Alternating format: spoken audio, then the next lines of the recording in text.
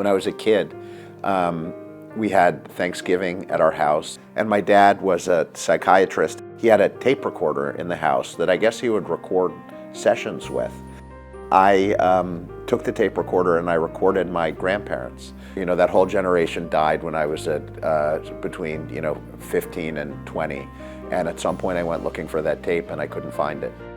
To me, the soul is kind of contained in the voice. So, what I would give to have that tape again. It was very simple at the beginning. I just wanted to find a way to pay my rent in New York City and be a photographer. And I had no experience, I had no contacts, I had no degrees, no certifications or anything. And so I was like, oh, I've got to do something attention grabbing. StoryCorps is much less about storytelling than it is about listening. And that act of just sitting with someone and asking them, what have you learned in life? How do you want to be remembered?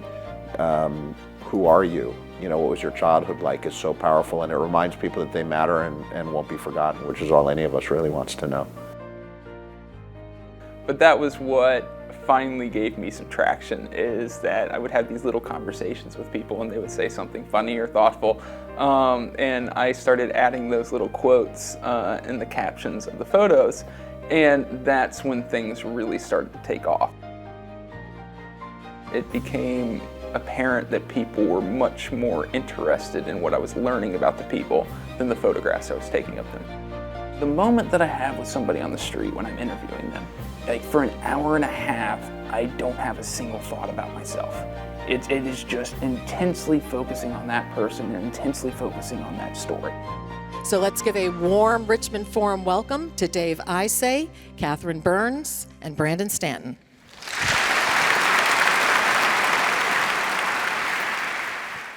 Support for this program is made possible by contributions to your PBS station by viewers like you. Thank you.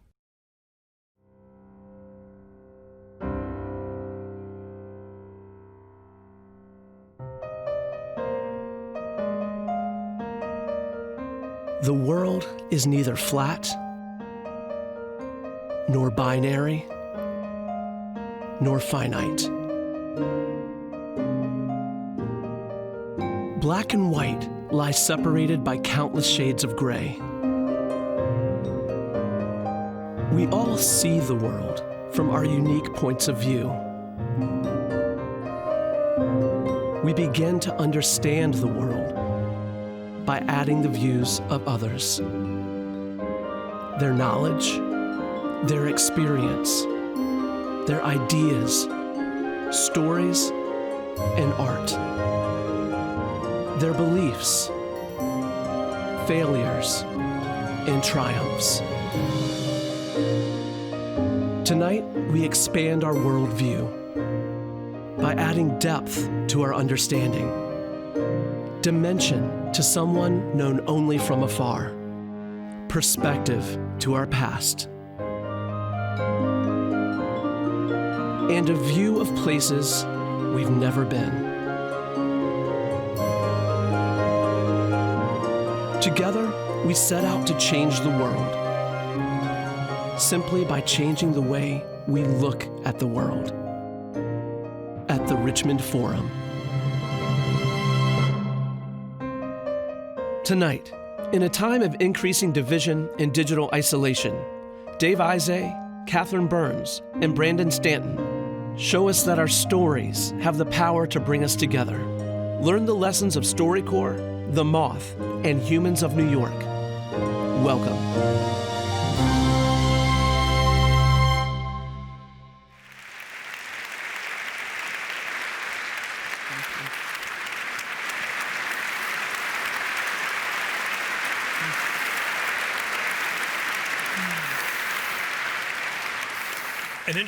An interesting thing about tonight's program is that, in a way, all three of these guests are honoring you. They are people, storytellers, actually story purveyors who believe in your stories. They want to focus on the stories of not celebrities, not the politicians, the people who tend to get most of the coverage and get most of the story space and most of the ink and most of the airtime, but the stories of individuals who perhaps we've never heard of, The stories of people who have gone through adversity, the stories of people who are celebrating and working through triumphs, the small stories, the large stories of individuals. So they're basically seriously, legitimately interested in all of you. They would believe that all of you have a story. What you think, what you do, what you want, where you want to go in life, there are stories in that from their point of view.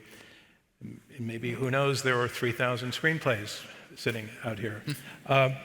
But before we begin, I want to ask each of you to introduce yourselves to the audience. Just take a minute and start with you, Brandon. So I am Brandon Stanton, and I run a website called Humans of New York that has also been turned into 2 books. Thank you. Thank you. So the concept is pretty simple. I just stop random people on the streets of New York City and now all over the world, and I interview them for about 30 minutes to an hour about their lives, and then I edit that into a story, which I share with an audience of about 20 million people on social media every night. So that is Humans of New York. Thank you. Hi, I'm Catherine Burns. I'm the artistic director of the Moth, and the Moth is all about true stories told live. So we produce about 600 shows a year all around the world, where we invite people from all walks of life to come tell 5 to 10-minute stories, personal stories about their life on stage, always in front of a live audience. And then we record all these shows, and the best stories end up on our radio show and our podcast and in our books. Hi, I'm Dave Isay. Thank you. And I founded StoryCorps in 2003. And thanks.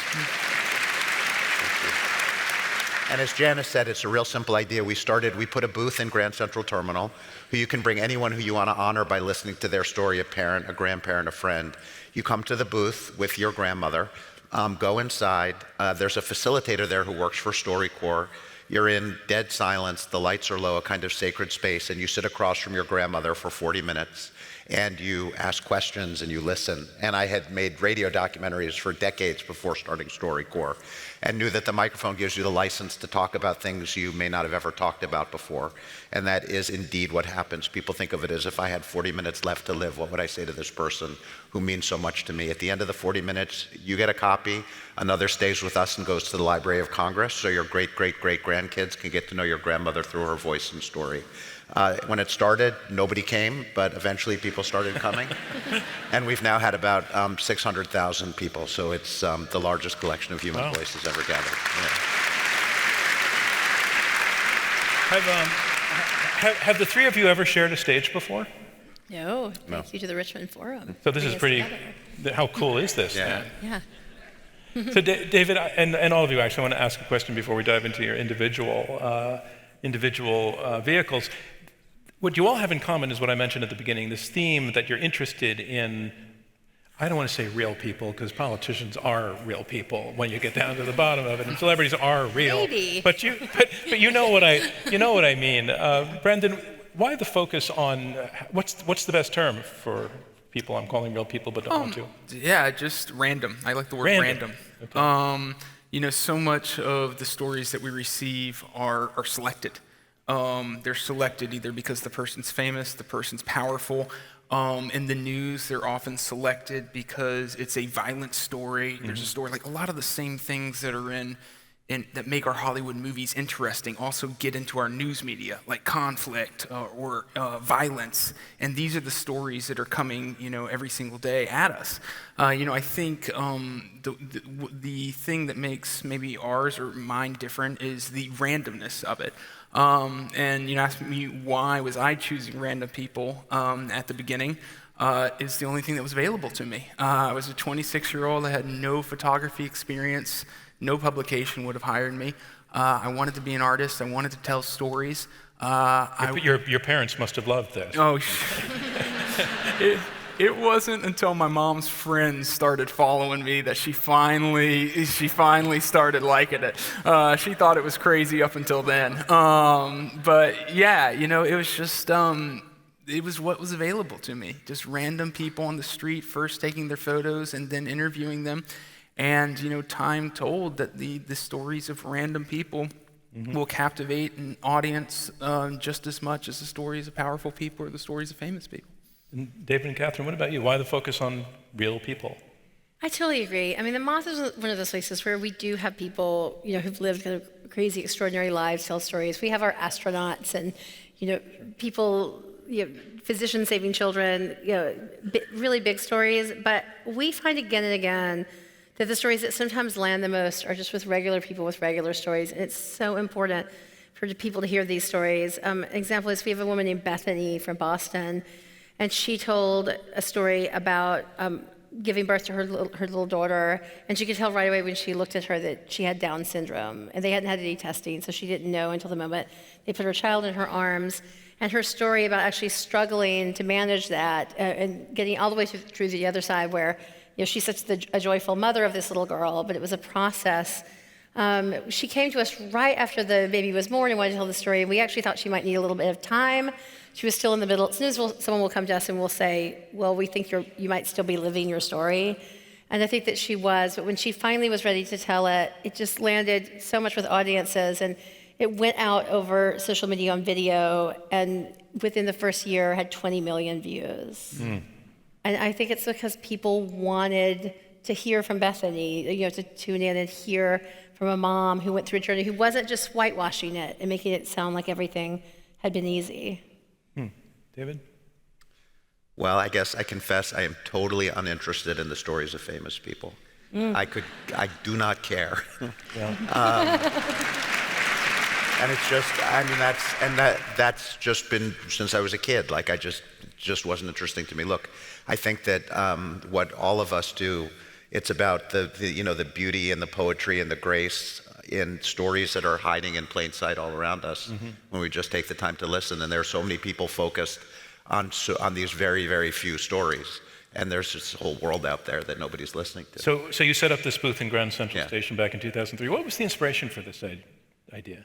Well, I had been making radio documentaries for a long, long time before starting StoryCorps, and I did a lot of stuff in prisons and homeless shelters and housing developments. And I was lucky that I found my calling when I was really young, 21, right out of college. And I saw when I was 21 at a penitentiary in Louisiana, interviewing somebody who was serving a life sentence and just listening to them talk about their kids.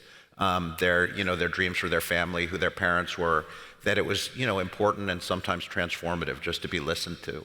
And I did documentaries. I loved doing them. I did them forever. But I've always been really interested in media as public service and thought that there was just something else that could be done. So after doing documentaries for a long time, had this crazy idea to take documentary and kind of turn it on its head, because when we make a documentary, as you well know, you interview people and then you the purpose is to create this work of art or education or journalism that goes out and is seen or heard or read by a lot of people.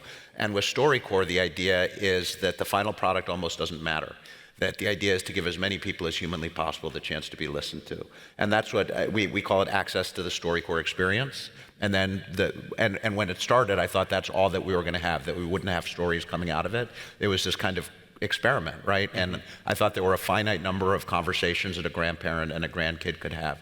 But over the years, it's one of the miracles of StoryCorps is that the stories just seem to get better. But really, it's this public service. It's sitting with someone and being reminded that you matter and you won't be forgotten, which is all any of us wants to know by just being asked, who are you and how do you want to be remembered and what are the most important lessons you've learned in life? So really what we're doing is kind of collecting the wisdom of humanity. Let's look at some wisdom. Sure. Yeah, let's take an example. Well, this is a very simple meat and potatoes StoryCorps story.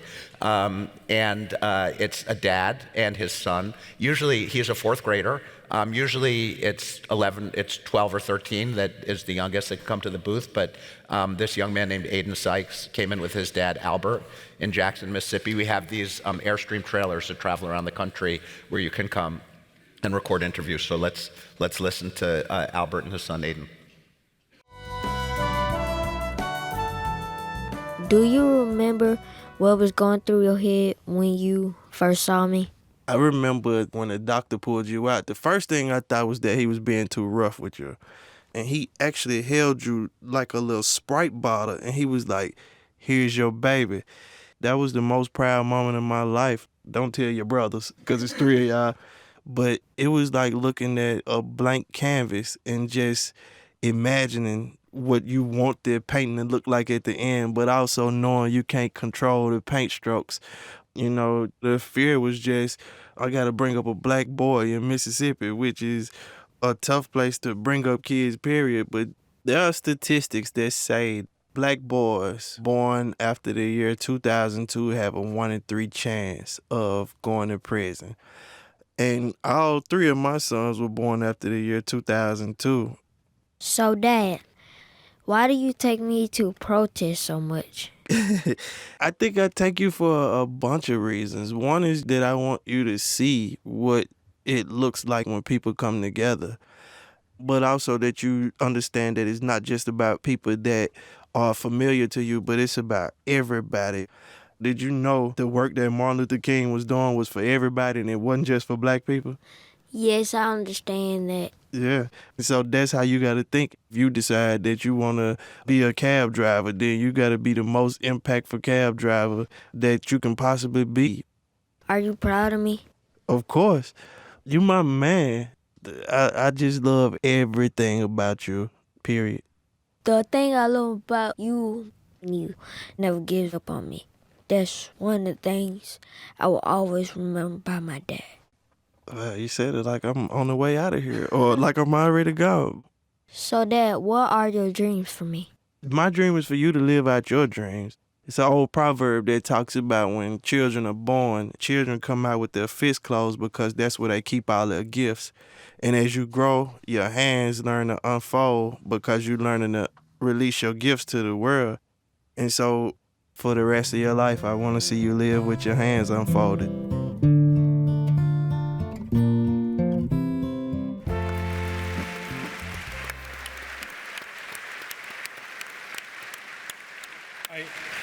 I got stuck on the Sprite bottle. I mean, Yeah. he's holding the baby like this. How curated is that conversation? Did you work with that father and son? Is there any editing? So the way StoryCorps works, as I said, we have access to the experience. So we edit. We were talking about this before with some of the students who we were talking to.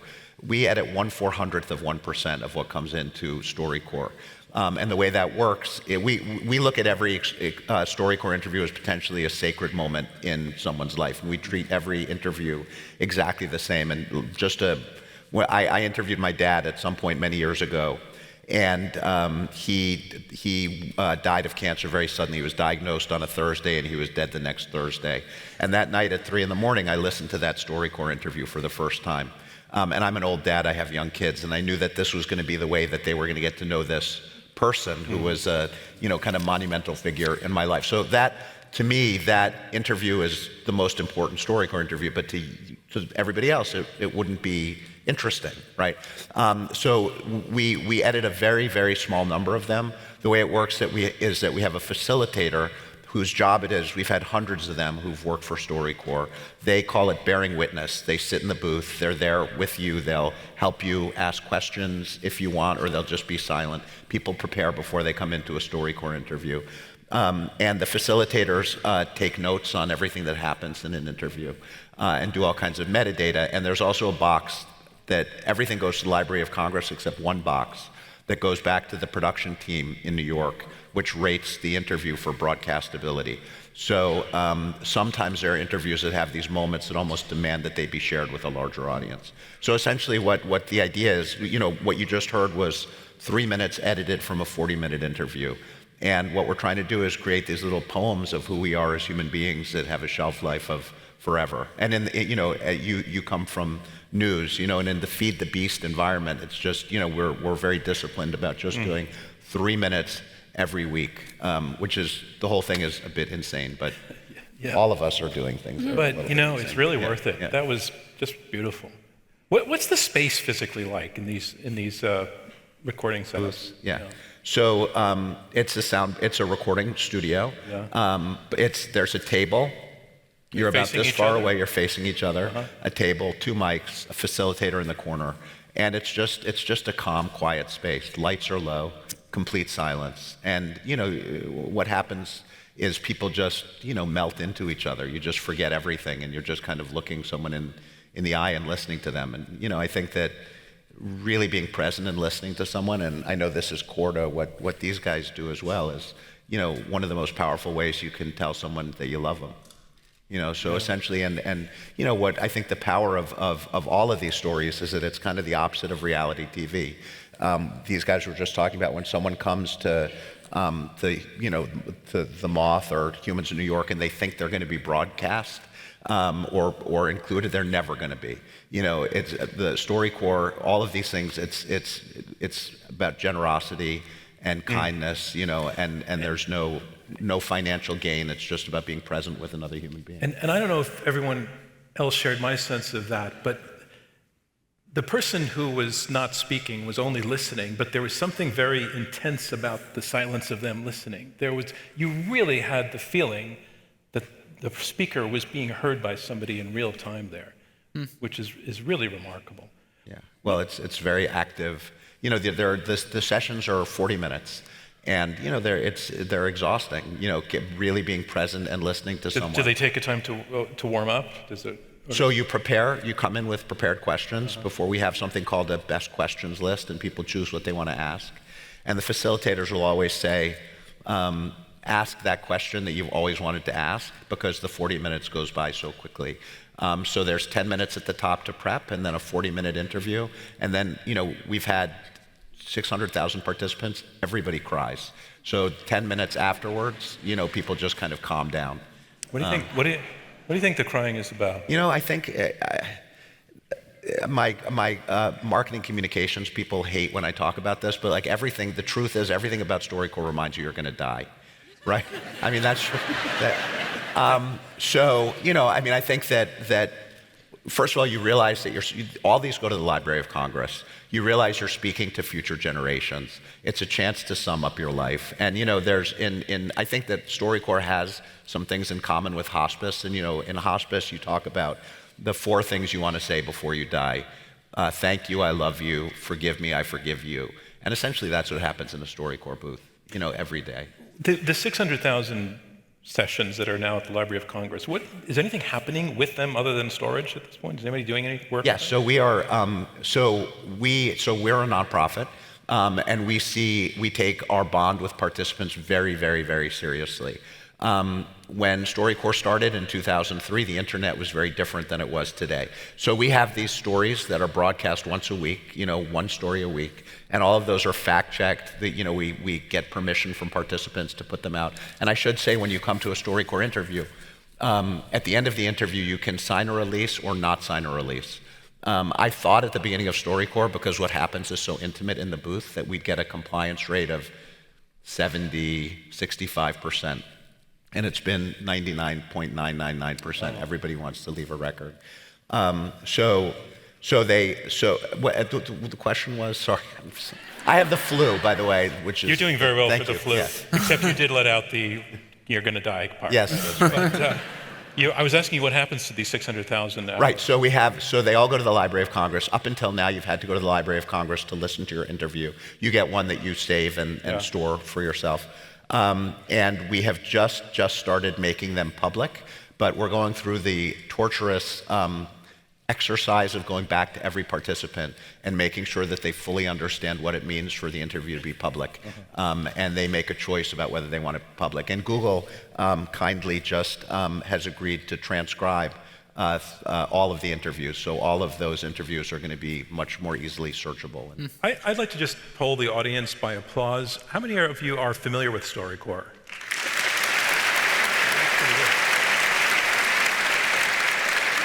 And the second poll, how many of you are familiar with the Moth? Catherine, that's your cue. Tell us what the Moth is for the very few number of people who don't know what it is. So it's all about true stories told live. In the beginning, it was our flagship series was the main stage where people would be invited to come to tell a 10, 12-minute story about their life, and they work with our staff, who are like sort of story coaches, curators. We now call them story directors, who work one-on-one with the person just to help them try to tease out what story they might want to tell. 10 minutes goes by very fast. It's a single person on stage at a mic telling the story with no notes. And so in my experience, and I have a lot at this point, if you ask someone to tell a 10-minute story, they will tell you on average an 18 to 21-minute story. Mm-hmm. And so the reason we work with people is not to dictate anything, but just to help them really hit the points that they want to hit in a short amount of time. It was interesting what you were saying about how listening takes up so much energy. We have a lot of comedians who will tell stories for us, and they're so used to waiting for laughs and judging everything they're saying by the audience laughing. And one of the things that we have to teach them to do is to learn how to hear the sound of an audience listening really deeply, even if they aren't making a joke. Mm. In our internal languages, we call it the sound of the audience leaning in. Mm. Can you share an example with us? Yeah, I mean, people will get up there and just tell very intense things. One of the stories that first, when we went out on YouTube, really hit was a story told by Anthony Griffith. He's a comedian, one of the funniest people I've ever known. But when we went to him and said, "What story do you want to tell?" This is back in 2003. He actually said, "The thing that no one in the comedy world knows about me is that my 3-year-old died of cancer, and I want to talk about it." Yeah. And so he went on stage at a comedy festival and just told this heart-wrenching but really beautiful story about 3 appearances he made on the Tonight Show, which coincided with his young daughter's cancer coming back. And by the 3rd appearance on the Tonight Show, his daughter had died. And people were just like, what? Because nobody knew that this had happened to him. And people were crying in the audience. Strangers were like holding hands in the audience. It's one of the most intense things I've ever experienced in all the years I've been at the Moth. And we're like, oh my God, we were so fired from this comedy festival. But this story resonated with people, and it was the first story to hit 1 million views on YouTube when we put the stories on YouTube. Yeah, I was one of them, but more than one time. Many times I listened to that story. Yeah, he's amazing. But he had the courage to go out there and not just make jokes. One of the amazing things about Anthony is he is a naturally funny person. And so there's humor in it. Like one of the things that we always try to get people to do, we work with very few comedians in general, but one of the things that comedians want to do is just put in jokes at every point, and we're always like, no, like if the jokes aren't organic to the story, like they need to really be just like a story you would tell if you were telling this over dinner, then it can take you out of the story. Mm-hmm. So he's masterful. You brought along a sample as well. Tell us about that. We're going to look at one of the videos. Yeah. So this is Sue. After the first few years, there were a lot of people wanting to tell stories, especially in New York City, which is where we started. And so I wasn't around back then, but they started our open mic story slams. And these are events that happen all around the world where we announce the theme in advance, and anyone can come and put their name in the hat and to tell a story. The first 10 names are chosen, and everyone chosen gets to tell a 5 or 6 minute story. And then the stories are judged by the audience. It's very gentle judging, very loving. And someone's declared a winner at the end of the night. And so this is from a slam in Miami. Okay, let's take a look. Suzanne Schmidt. Come on down. I think you're about my same height. Yeah. Thanks. So the first sentence I ever learned in Italian was "Si prega di portare libertà," which means "please bring to me liberty," or in my great-grandmother's case, bail money. My great-grandmother was an Italian immigrant who came to this country and became a garment worker in New York City, and she had been arrested so many times fighting with the suffragettes for the women's right to vote, that this was the sentence that her daughter most remembered about her. And so, I'm just gonna lower this, sorry, I touched the mic. I touched it. And so my great-grandmother died the year that I was born, so I don't remember much about her at all, with the exception of the stories that my family would tell, and this one picture that sat on my grandparents' wall, which was a picture of her wading in the waters off of Coney Island in this long black dress pulled up between her legs and tied off at the waist, because she couldn't afford a bathing suit. And so the thing about Italian New York families is you might think that men are in charge, but really in my family, the people that were in charge were the people that could win the most arguments. And if arguing were an Olympic sport, the women in my family would be gold medalists. Because while the men outnumbered the women 3-1, the men in my family, when they would argue, is they would use this thing called facts. And they argued like it was an individual sprint. And the women would know that arguing is really a long-distance relay. There are arguments that started in small fishing villages in Sicily that are happening right now in Brooklyn. And so in the summer of 1972, this amazing thing happened. And on television one day was Karen Carpenter playing the drums. And I had to pick an instrument. And I knew I wanted to be a drummer. So I knew in order to do this, I'd have to convince the women in my family that this was a good thing to do. And so one Sunday afternoon at dinner, I said, I want to be a drummer. And instantly, my grandfather said, women don't play the drums. And my aunt turned around and she said, yeah, women can play the drums. She can play whatever she wants. And my father then said, well, there are no women drummers. And my grandmother looked at him and said, Karen Carpenter plays the drums. And I thought, the gold medal's going to the women. And then my grandfather said, well, I don't think she's a very good role model. And my grandmother looked at him and said, you're not a very good role model either. And yet you are still here. And my grandfather said, well, she wears pants on stage. And my grandmother said, you wear pants, and again, you are still here. And the gold medal goes to the women. And so that fall, I joined a drumline, me and 9 boys. Now, the other thing that was happening in 1972 was that Title IX had just been passed. So women were showing up everywhere, and boys were pissed.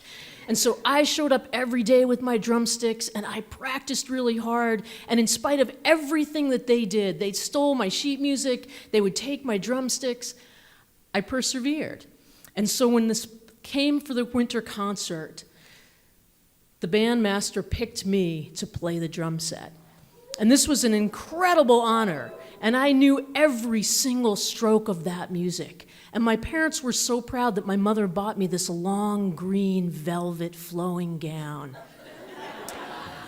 And so this thing was incredible, and I get on stage, and I'm playing along, and I look over, and all the boys are kind of snickering at me and laughing at me, and I'm like not just paying attention at all. And then I realized somewhere between the Hanukkah medley and Frosty the Snowman that a long velvet gown is not the best thing to play for the drum set.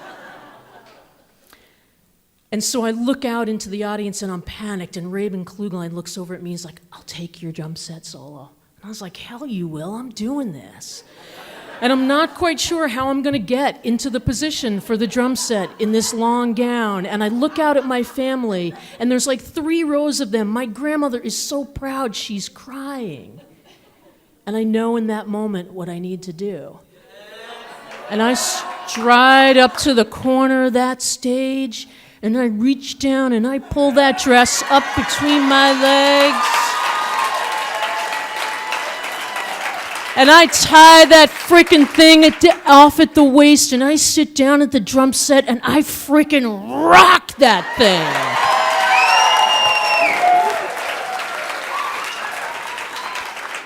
I come off stage, my family's in the lobby, and my grandmother comes up to me and she hugs me and she says, your great-grandmother is here with you tonight. And she's so proud.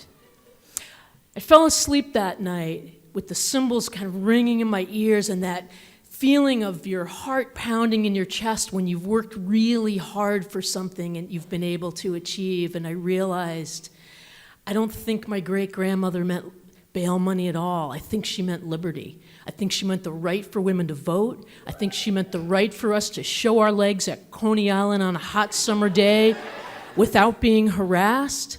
And I think she meant the hope that comes that if you work really hard for something, even if you don't get to achieve it, that one day maybe your daughter or your granddaughter or your great-granddaughter will get to be up on stage, and they will just get to rock that frickin' thing.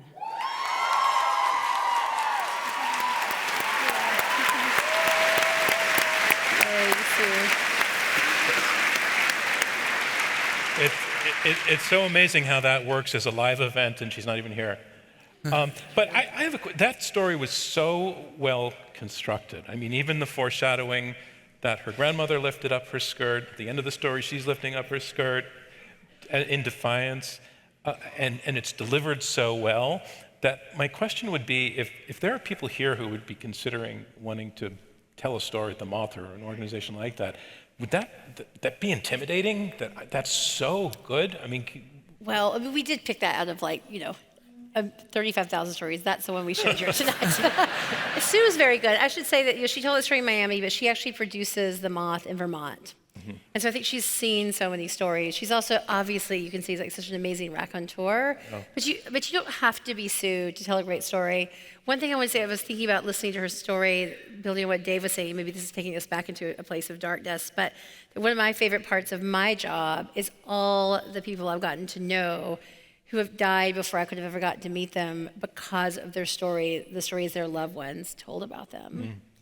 And it's this way that people live on through the stories their loved ones tell about them. Have you ever seen somebody give it a try and just have total stage fright? Has there ever been that kind of train wreck? Yes, this is very interesting. So apparently there was one before my time, which I did not bear witness to, but very early in my tenure of artistic director, we had a guy going on stage telling a story, and I think this is so interesting, that he had told at least twice successfully before, which was unusual back then. Now people repeat their stories in different theaters around the country. But he had told it before so successfully. It was this really hilarious story. And but we always say that the one way you can ever mess up at the Moth, counterintuitively, is to be just a little overconfident. To just be like, and the last thing he said to me as he was walking up to the stage, he patted me and he's like, "Catherine, I can just really feel it. I'm going to nail this." And I was like, "No, stop!" He storms the stage, and in his defense, it was a tough gig. The entire audience was made up of these museum curators who were at some exhibition, and they had gotten mad at our host. We would find out later. But anyway, for something else. But when he got up there, his jokes weren't quite hitting maybe the way he thought, because the room was also literally physically very cold. It was Massachusetts in the winter. And he stumbled and just in the middle of his story completely blanked out, and the whole thing came to a grinding halt. And it was a rare venue for us where there was actually a lot of space between me and him, so it was like a moat between us. So there wasn't even much any of us, because normally we could shout out or help somebody. That's happened many times. But he actually just said, "I'm so sorry," and just ran off stage. I've never talked about this in a public way. He wouldn't mind, I don't think. But what I really love about it, so it was a bit of a panic. Luckily, Jonathan Ames, who's an amazing storyteller, he was with us. And he just said, "Catherine, I'll go on stage and tell a different story." And so even though he had told the opening story, he ran out on stage and told a completely different story and sort of saved the moment. But I have to say, to the credit of the guy who ran off stage, is that he kind of calmed down during intermission. And he came back out on stage in the second half of the show and began his story where he left off with, "So as I was saying." And he finished the story. Wow, brilliant move. Yeah. Brilliant move. What's really interesting is the storytellers at the Moth are speaking to an audience probably largely of strangers. Yeah. In StoryCorps, two people who know each other really well are talking to each other. Then there's Humans of New York, where people you don't know are talking to you and they don't know you. Polling the audience again, how many of you are familiar and fans of Humans of New York? So Brandon, you told us your story of how you got started and how it took your mother time to come around. But let's jump to some of the work. You also brought along some examples. Let's talk about your evolution. Listening to Dave and Catherine, I think so much it made me realize how similar so many of our insights and so many of our experiences are. Especially you talking about kind of sacred moment of listening. I was kind of worried that, I wouldn't have much to add, but I think the thing about Humans of New York that is a slightly different angle is that the people that I interview haven't signed up for it. Humans of New York started, I was 26 years old and I wanted to be a photographer, and I had the idea that I was going to move to, it's a crazy idea looking back, but I thought I had to do something big because I was nobody. I didn't have any training or anything, and so I was going to move to New York and I was going to photograph 10,000 random people on the streets of New York City, and I was going to plot their photos on a map. I was calling it a photographic census. And I imagined that, maybe somebody would write a newspaper article about it that would somehow bring me attention.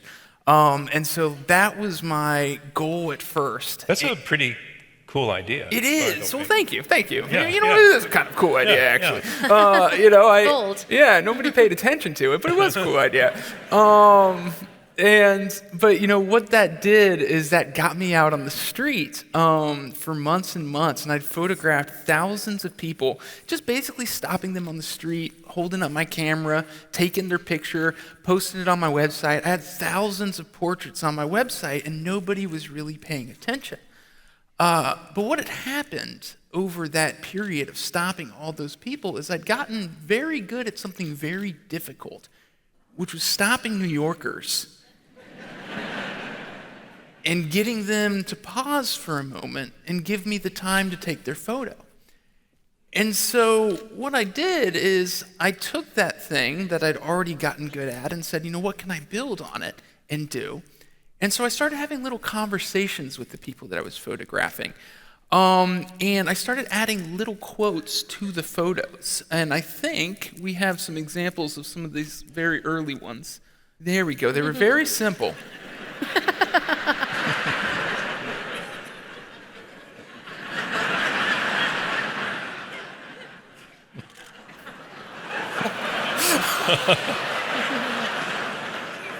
Look at her face, too. Oh, I just got it. And so, at the beginning, they were just because when I first started Humans of New York, when I was first taking pictures of people on the street, I was terrified. I didn't even know if it was legal to take pictures of strangers, especially kids. I just had no idea. And so I was so scared. And then as I learned that people would let me take their photos, I assumed, well, they surely won't tell me anything about themselves. And so as I started having these short conversations with people, I would kind of write down the very first thing they said, and I would have it like a diamond in my hand. I'd be so excited that the stranger told me anything. And I would just put the first thing they said on the blog, which is kind of some of the quotes that you saw right there. And then gradually it became apparent to me as people started following my blog that the interactions and the conversations I was having with these people were far more interesting than the photography. And the better that I got at drawing information and stories out of people, the faster my audience grew. And so what I really focused on is how in a very short amount of time to take an interaction that is inherently very awkward. I mean, there is this aggressiveness to stopping somebody on the streets of New York, because every time somebody's stopped on the streets of New York, they're about to be sold something, or they're about to be asked for money.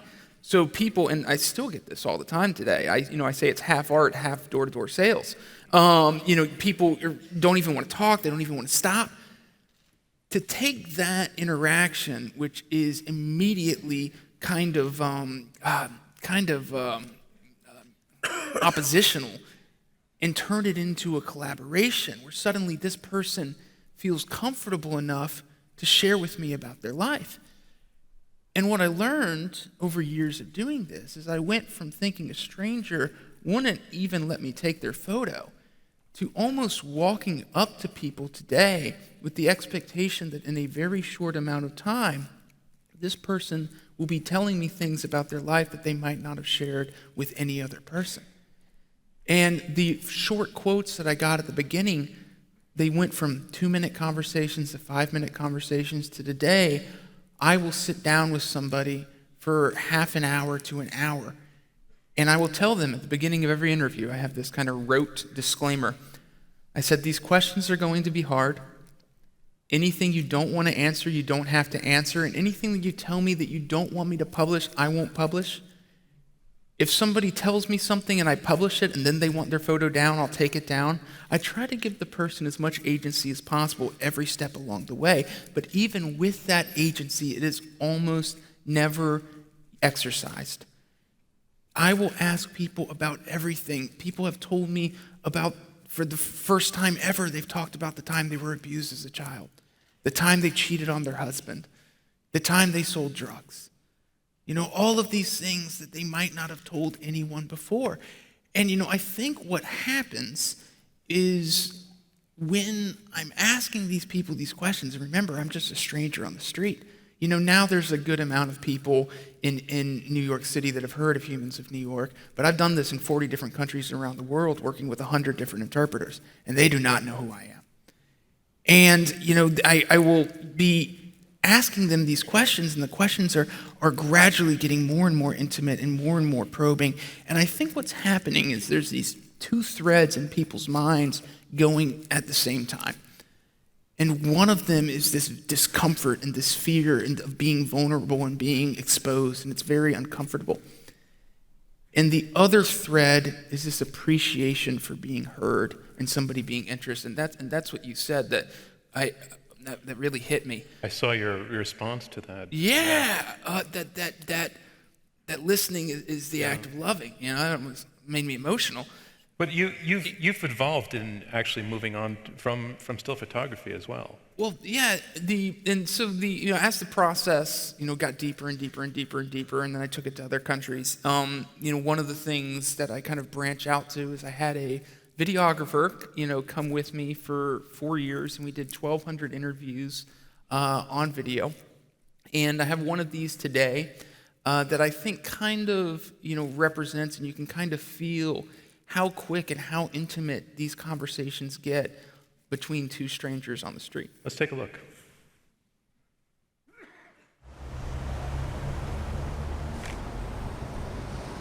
One of the things that's really worrying me about being in New York is that I'm getting strung out again. I'm waking up and I'm craving it.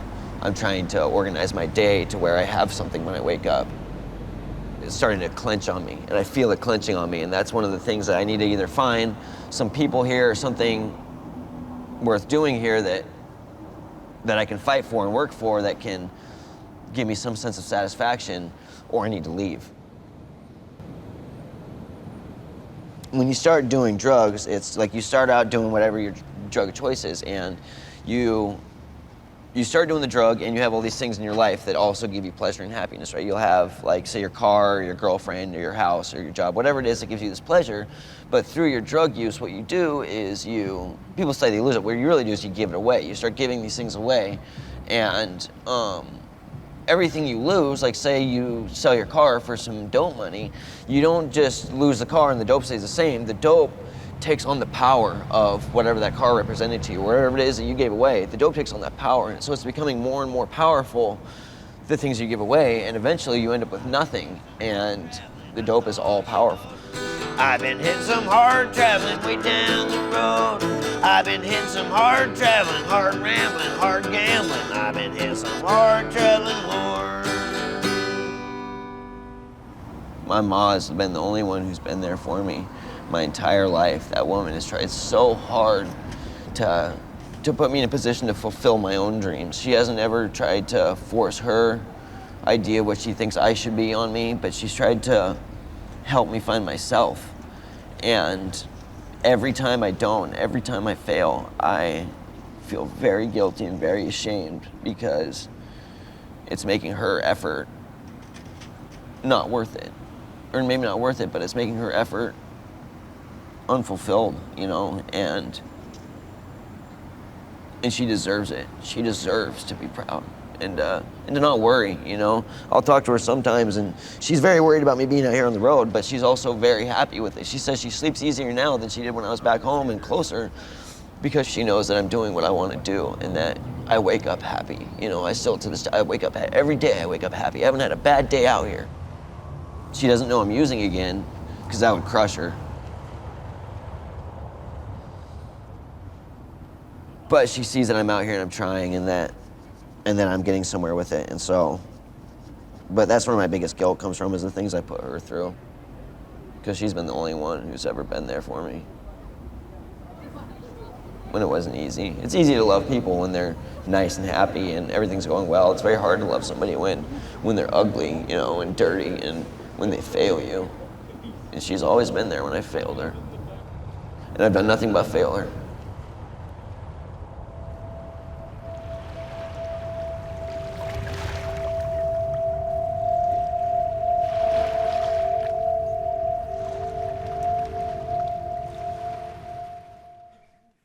It's incredibly powerful. And it's interesting, there was applause before, but now more of a silence in the room.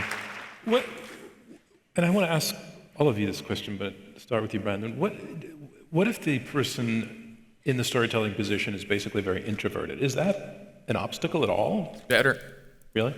Yeah. Better. It's always the people, and that's what you said. It's like the only people who mess up are the cocky ones. Like, it's the people who are, it's the people who have this like prepackaged image of themselves that they're so confident about, and they put forth with so confident bravado with 100%, certainty that you're interested and they're interesting and millions of people are going to be, that come off as like, not really authentic and not really, and it's the people who are really kind of digging things out of themselves like one spoonful at a time with a lot of silence in between that are just really coming up with this profound, beautiful, real feeling stuff. Yeah. Totally. The number one quality of a great Moth storyteller is her willingness to be vulnerable and to tell a story about the best Moth stories usually aren't about the time someone saved the day or they were a hero. They're usually about, people digging deep into themselves and being willing to talk about, holding their daughter in their hands for the first time and not feeling an immediate rush of love and struggling with that and coming around. I think that is the most power. It is the only people who ever don't do well at the Moth is they come out and with this idea that they're going to show the audience something or show the other story, God forbid, the other storyteller something, and they're the ones who are so unwilling to share any real bit of themselves that they fail to connect. We were talking earlier today, the four of us, about maybe trying something with the question cards. And we want you to ask questions, and there are all sorts of questions about process and maybe advice for how to shape stories yourselves.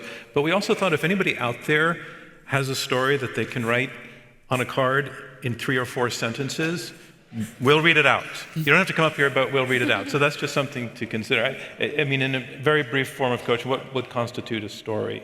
What would work? Well, for the Moth, we look for some sort of an incident or something that actually happened in your life, something that you could create a scene around. Like if you think about Sue, we saw the video, her playing the drums. And then we look for something where, as a result of that thing happening to you, you maybe see your life or see the world a little differently. It doesn't have to be like all wrapped up in a bow like an after-school special, but we just look for things where there's some shift in you as a result of the events. 3 or 4 sentences is a hard task, but I was thinking... I know, that might be a tall order for 3 or 4 sentences. I was thinking, my dog ate my wedding ring. 24 hours later, I got it back. Now I'm not sure I want to wear it again. That could work as a story. Well, the thing, my first question is always, what's your greatest struggle? It would be, I was one way, I experienced this challenge or this struggle, and I became a different way. Yeah. That's 3 sentences. So if you want to give it a shot, maybe we won't get anything, but we'll see. Remember the Ernest Hemingway? It's like the saddest story. Someone challenged him to write, I believe it was Hemingway. I hope I'm not wrong. But anyway, to tell a very sad story in a very few words, and it's for sale baby shoes never worn. Oh, yeah. Wow, it's really, really tight. You're just being such bummers up here tonight. I'm sorry. Sorry, y'all. Is the work you're all doing an antidote for something going on these days, would you say? Seeing some pensive looks and some long sighs. I mean, first of all, it's such a privilege to be. I mean, I've known these guys for a long time, and it's such a privilege to be up here. I think that we live in such a disposable culture, and what these guys are doing, what we're trying to do with StoryCorps is something that has a permanence to it that lasts, And also, a lot of this it has to do with the transmission of wisdom. These are, I like to think with StoryCorps that whether you're recording an interview or you're listening to an interview, you're kind of we shake you on the shoulder and say, like, this is what's important, this is what's important. And it just clears away all the BS and nonsense surrounding us all the time. Totally, yeah. We will sometimes get wind of things, of changes that happen in the audience after they've heard a Moth story. And one of my favorites was, there was a show in Maine, and a young man, Samuel James, told this gorgeous story about being a kid thrust into the foster system temporarily when his parents were going through a hard time, and he ended up being, his best friend's family took him in to live with them until his parents could get back on his feet, and really saved him from the foster system, which was really creating a lot of turmoil for him. And after the show, a couple came up to him and said, we just wanted to find you because our son's best friend is really struggling and has asked to come live with us. And we had decided that we just couldn't take this on and we were going to tell him no. But after hearing your story during intermission, we called and told him to pack his things and come live with us. And so I mean, that's extreme. Yeah, I mean, that reminds me of a very early StoryCorps story when there was a woman who came to interview her mother, and they did a StoryCorps interview, and her mother had again, we're getting depressing, her mother had stopped treatment for cancer. And they left the interview, and she said, I'm going back into treatment. I realized that I have more to live for. Oh my God. Well, it's, you say that we're being depressing up here. But it's like, one of my most meaningful series was on a pediatric cancer ward, and it's like, what is it an antidote to? What is telling a story an antidote to? Taking something that's in your life that was nothing but painful and unjust and unexplainable, putting it into a structure, a narrative, and presenting it in a way that means something to a large group of people. And I actually just ran in yesterday. I was taking my daughter to a toddler gym, and I ran into one of the most powerful interviews I'd ever done. 9-year-old son died of brain cancer. And he asked her in the final scene, he asked her if they spoke English in heaven. And it was just and we were sitting on the bench that she had dedicated to him, and we were just both crying so hard during that interview. And it was just it's always one of the most powerful ones. And I asked her, and I always ask, was it a good experience for you? Because I always want Humans of New York to be something I did with people and not to people. So I always ask, was it a good experience? And she said, when your child has cancer, you just feel so impotent. You just feel so impotent, and there's just nothing that you can do.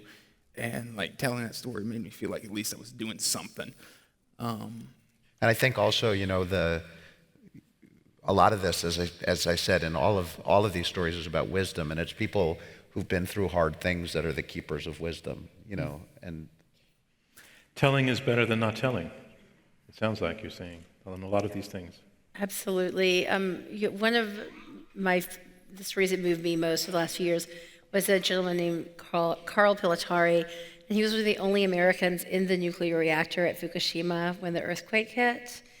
And he was very nervous about telling his story, and rarely happens, but he was so nervous that in rehearsal he actually couldn't get through the story and had to sit down. But we ended up, for various reasons, thinking it would be the right thing to have him still go out on stage 2 nights later and tell it.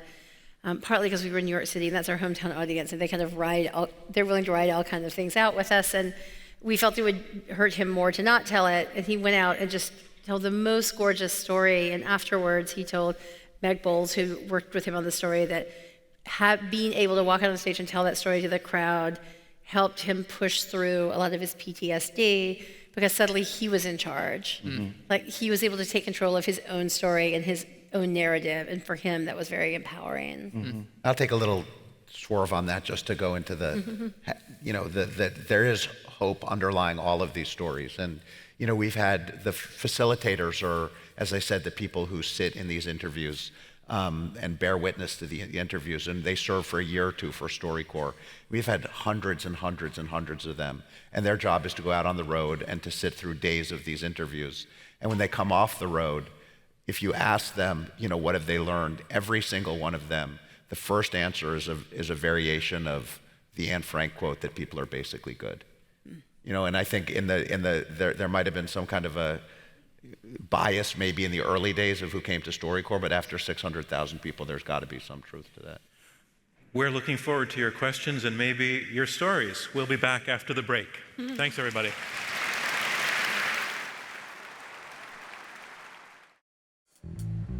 When I had you to myself, I didn't want you around. Those pretty faces always made you stand out in a crowd.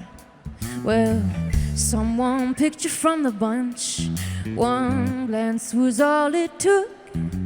And now it's much too late for me to take a second look. Oh, baby, give me one more chance. Won't you please have me back in your arms? Oh, darling, I was blind to let you go. Now that I've seen you, it is on. Trying to live without your love is one long sleepless night.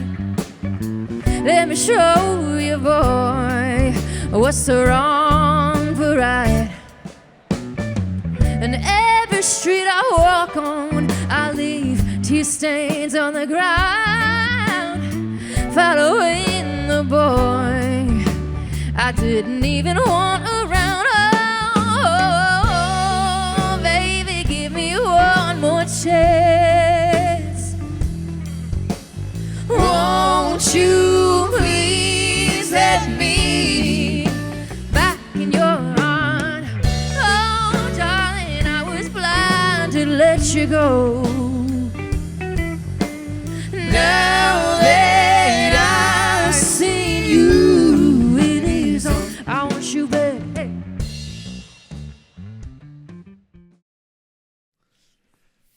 Hello again. So the experiment in asking if any of you, a few of you, might be willing to share a story had an interesting outcome. We got a lot of stories. Each one of us is going to read one of the stories,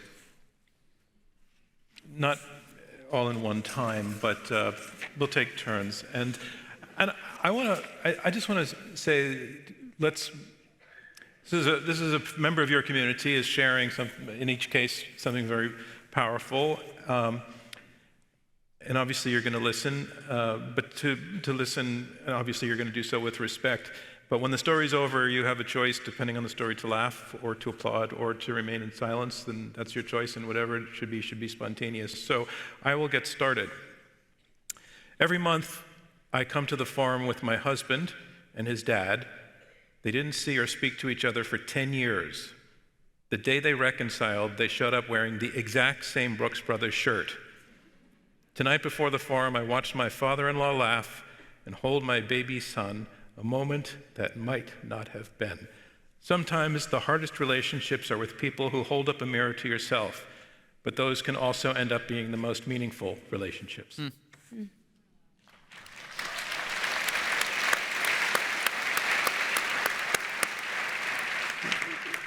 We had a question that I want to broaden out, actually. What advice do you have for people whose job involves hearing other people's personal stories, like teachers and hairstylists and personal trainers, etc.?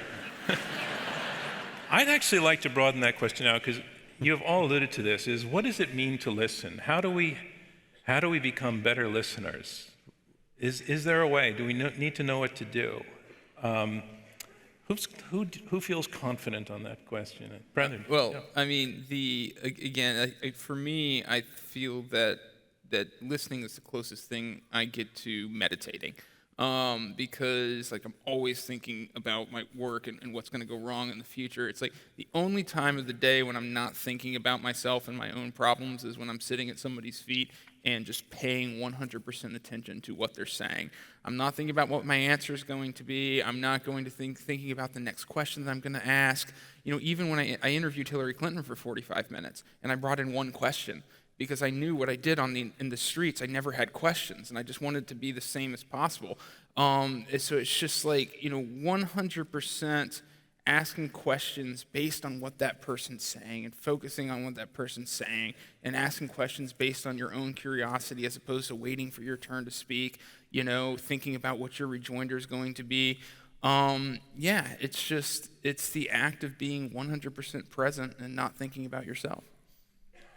Totally. Our founder, George, when he founded the Moth in New York in the late 90s, the inspiration actually came from, you know, this southern porch that he had grown up telling stories on with his friends off the coast of Georgia. But he would talk about, this was at the height of the .com craziness. He would go to these parties, and he was talking about how when he was talking, he didn't feel like anyone was actually listening. They were just waiting for a pause in his story so that they could jump in and tell their own story. And he wanted to create a place where people wouldn't do that, where one person would have the floor for 10, 15 minutes. And so I agree with what you're saying. It's very hard to do, but to try to like put out of your mind what you're going to say next, or like if you can take away any expectation you have that you have to say something clever or say the perfect thing, and because when you can take that out of it instead of like running through the computer in your mind, it does help you just be present. And there's something about everybody that's fascinating. Yeah. There's just something about everybody that's fascinating that you can talk with that. If you're curious enough, that like you could talk with that person about, like, that person is an expert in something, and it might be something weird. You know what I mean? You hope it's something weird. you hope it's something weird. Yeah. But like, yeah, it's just like if you're curious enough, like you can find that thing and ask that person 100 questions about it and be so entertained for an hour and have that person leave thinking you're the greatest human in the world. You are the greatest human in the world because you paid attention to them. That listening is the greatest act of love, as Dave said. David, do you have a thought on that? Well, I think, before starting StoryCorps, I used to do radio documentaries, and I don't do interviews anymore, you know, and, this is what you do every day. And there is, to really be present with someone and listening to them, it used to be, it's extremely draining. Like I used to feel like there was almost like a laser beam between my eyes and the person who I'm listening to. And yeah, I think it's just, first of all, every one of us is capable of being a good listener. I mean, that was, one of the, when StoryCorps started, I had thought when I made radio documentaries that there was something like special about me, that maybe I had like asked all these good questions, and that's why all these like great things would happen. And like everybody can do it. I mean, it's just regular people in the booth, so we're all capable of it. It takes concentration, it takes energy, it takes generosity, but it's one of the most intense and wonderful things we can do for another human being. Let's return again to that has been described tonight as that sacred space where a story is told. Brandon, do you want to read? In April of 1961, I appeared in blackface at a minstrel show at my high school. In December of that year, I met Dr. Martin Luther King after he spoke at the Sunday Evening Club in Chicago. It wasn't until last year that I realized the distance between those two events. Wow.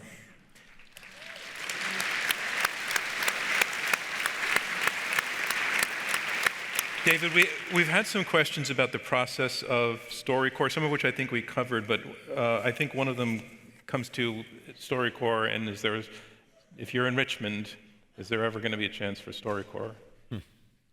Yes. So we have a new project, and but don't tell what I'm about to tell you, because. So StoryCorps we've been around for all these years, and it's two people who love each other coming to a StoryCorps booth to record an interview. And we have been experimenting for the last couple of years with a new kind of StoryCorps interview, very, very different. And it kind of came out of we started thinking about this before the last presidential election, and it's called One Small Step. where basically we're taking people from opposite sides of the political divide, strangers. We never put strangers together before, bringing them to a StoryCorps booth and having them talk to each other, listen to each other, not talk about politics, but just look face to face at someone who you thought you might have hated, and ask about their lives and get to know each other as human beings. So something we've been thinking a lot about is the crisis of contempt in this country, and the fact that we don't see each other as human beings. We've all seen the statistics. 70% of people think that it would be better if people on the other side of the political divide were dead, and the numbers are all going in the wrong direction. So one small step. Is that a real? Yes. Yeah. Yep. It sounds sort of metaphorical, but it's a no. Real... that's where we're going, and we this is all about dehumanization. Yeah. And we know the dangers of what happens when we stop seeing each other as human beings. It's slavery, it's Nazi Germany, it's Tutsis in Rwanda. I think that what we're seeing in this country now is, an existential threat to our democracy, potentially. Democracy can't survive in a swamp of mutual contempt. So our Hippocratic oath is to do no harm to people who come to StoryCorps. Yeah. So we've been testing very carefully this act of putting two people in a booth together to talk, and it works. And can we listen to an Sure. example? Yeah. So this is just a kind of an inspirational one small step story. I think it speaks for itself. Let's just watch.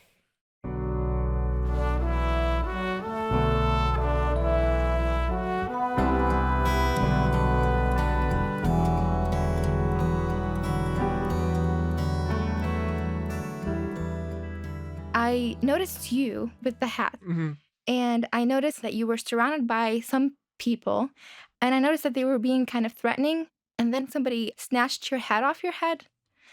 And that's the point where something kind of snapped inside me, because I wear a Muslim hijab, and I've been in situations where people have tried to snatch it off my head. Wow. And I rushed towards you, and I just started screaming, "Leave him alone, give me that back." I don't think we could be any further apart as people, and yet it was just kind of like this common, that's not okay moment. You are genuinely the only Muslim person I know. It's not that I've actively avoided, it's just, I've just never been in the position where I can interact for an extended period of time. So I guess my views on the Muslim community have been influenced by a lot of the news articles and things of that nature. I feel like a lot of times in the media, you don't see the normal Muslim, the one that listens to classic rock like I do. You don't meet that Muslim. Can you tell me about where you grew up? What was that part of your life like? So I was born in Baghdad, in Iraq.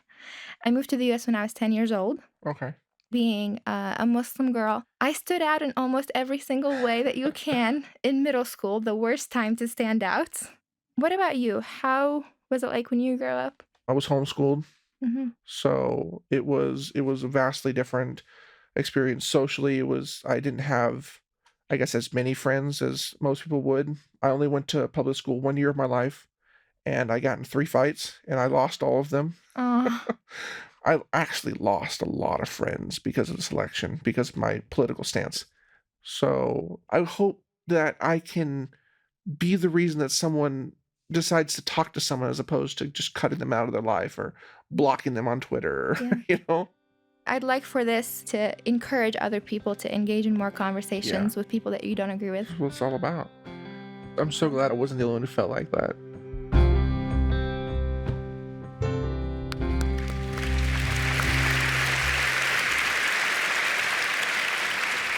So this is, One Small Step is built, it is very different than StoryCorps proper. It's built on something called contact theory, which is probably the most studied theory in the history of psychology, that basically says under certain very specific circumstances, when you bring thems together, they can become us's. And I think we've worked out a methodology that is kind of magical to do that. And it is not official yet, but we've chosen 6 cities in 2020 to launch this, and one of them will be Richmond. So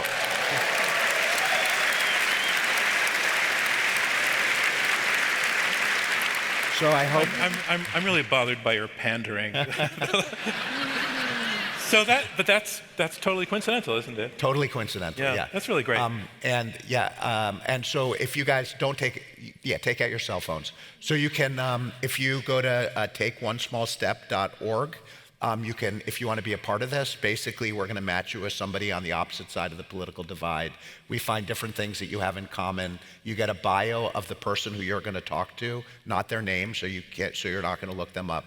And we'll find ways to match you with someone and let you get to know someone who you otherwise might have never gotten to talk to, and see what happens. Fantastic. And the dream with this is that, and it's insane, but that we can help convince the country that it's our patriotic duty to see the humanity in people with whom we may disagree.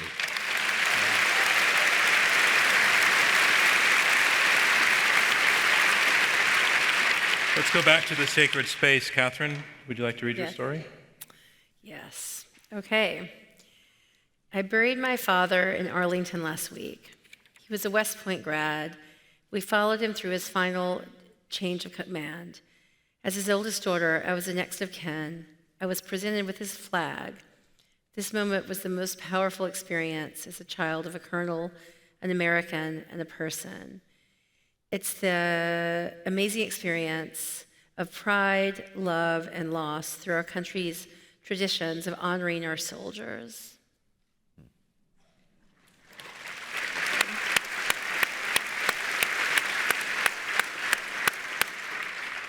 Let's go to one more story, and this one is you, David. Sure. This is a story from Ed. Now it's not anonymous anymore, but that's okay. We aired, we never do famous people on StoryCorps, but we did for Martin Luther King weekend. John Lewis recorded an interview a few months ago, and he just got diagnosed with stage 4 pancreatic cancer, so we broadcast that. This is Ed. My wife was near death from pancreatic cancer. I was beyond distraught and said, I don't know how I'll go on without you. And she said, enjoy life. What a marvelous benediction.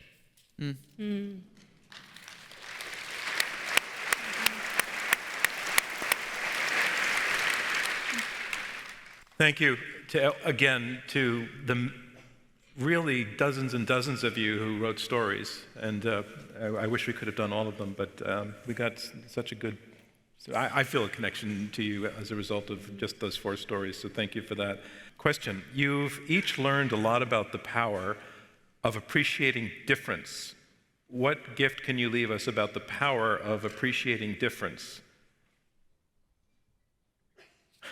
By the way, there's a story written at the bottom in 3 sentences. I didn't realize this before. At 12 years of age, I didn't want to grow up. Turns out I was right.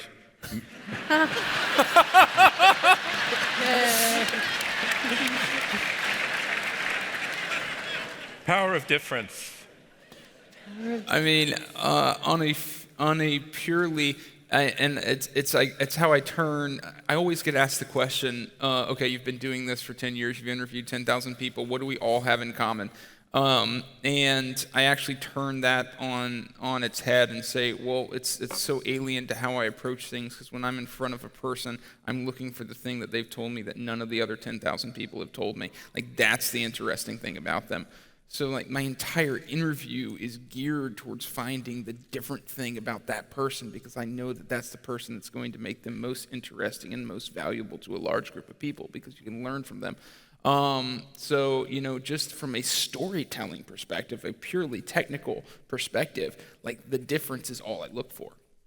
Yeah, I was saying earlier, we were talking to the wonderful high school kids earlier, that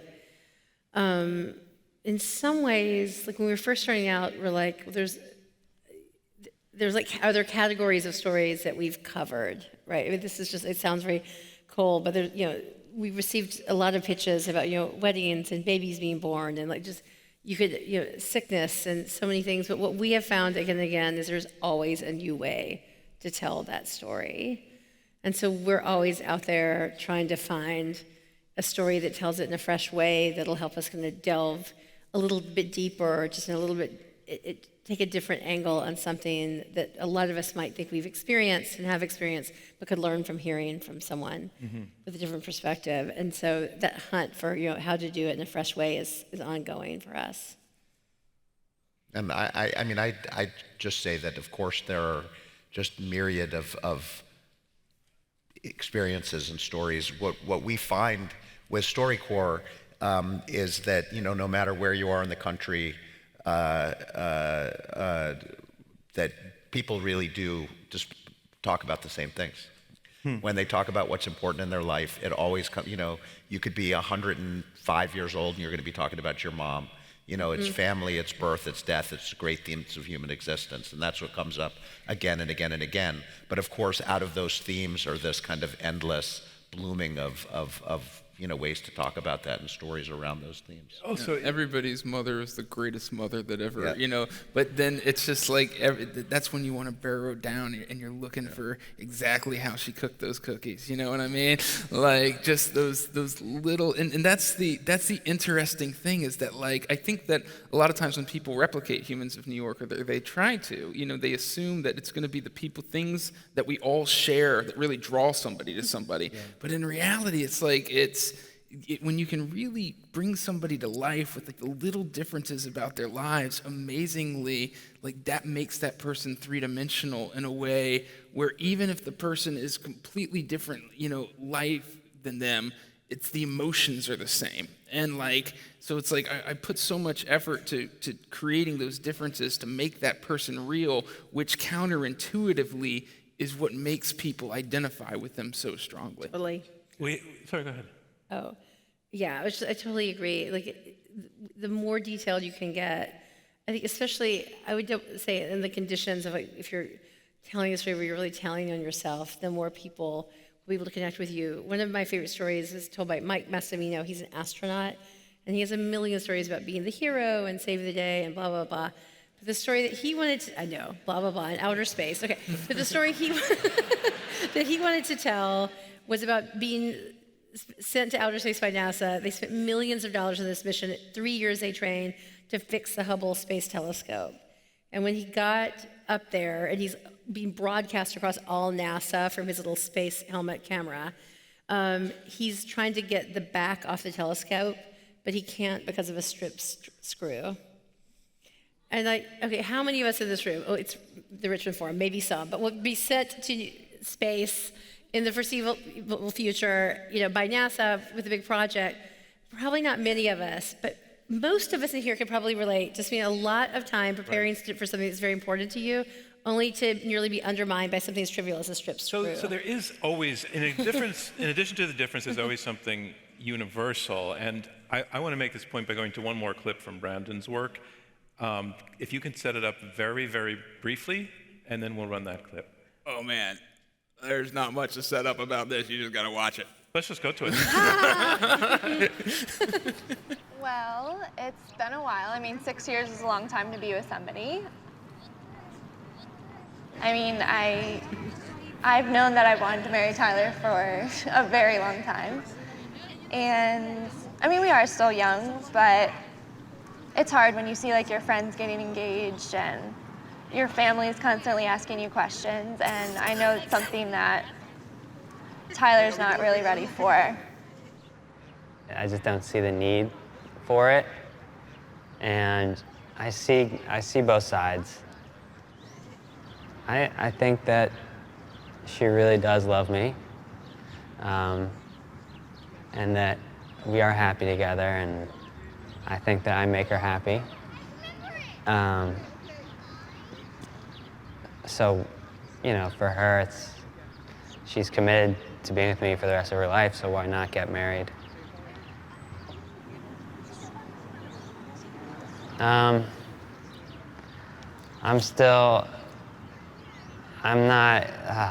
Marriage seems like such a big commitment, and I don't want to be the person that, you know, I want to make sure I'm ready. I definitely owe it to her. And I feel like there's a lot of pressure that it's sooner rather than later. It's like I understand why he is hesitant, and I don't know, it's difficult because like I can see it from his perspective, but it's also for me like an internal battle because I know I want to be with him, and I just don't understand, why it can't be sooner rather than later. It was kind of a rough start when we first moved in together, just I don't know, I feel like we would let little things build up and not really tell the other person.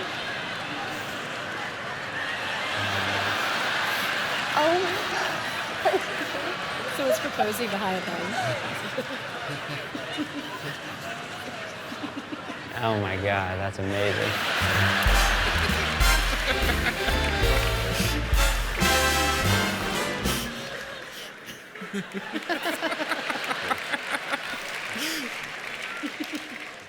So good.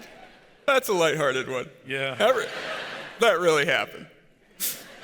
And while that's happening, you're thinking, this is the greatest thing that's ever happened to me.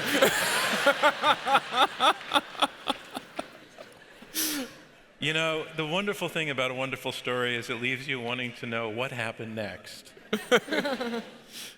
Yeah. Any idea? I couldn't believe I'm like, they're not going to sign the release. Because I had to get releases for videos. I was like, this is so awkward. They're not going to sign the release. Yeah. So they signed. I don't know what happened to those two. I don't think they got married. Well, the other thing about a great story or storytelling is it leaves you wanting to know more.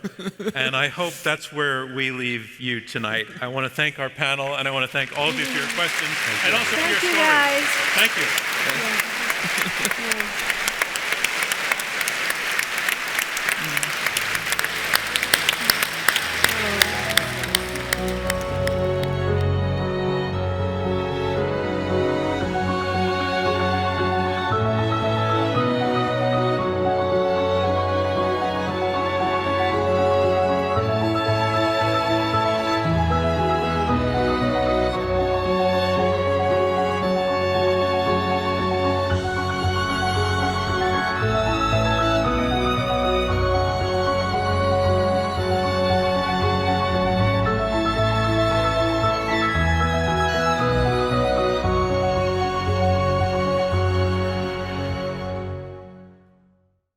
Support for this program is made possible by contributions to your PBS station by viewers like you. Thank you.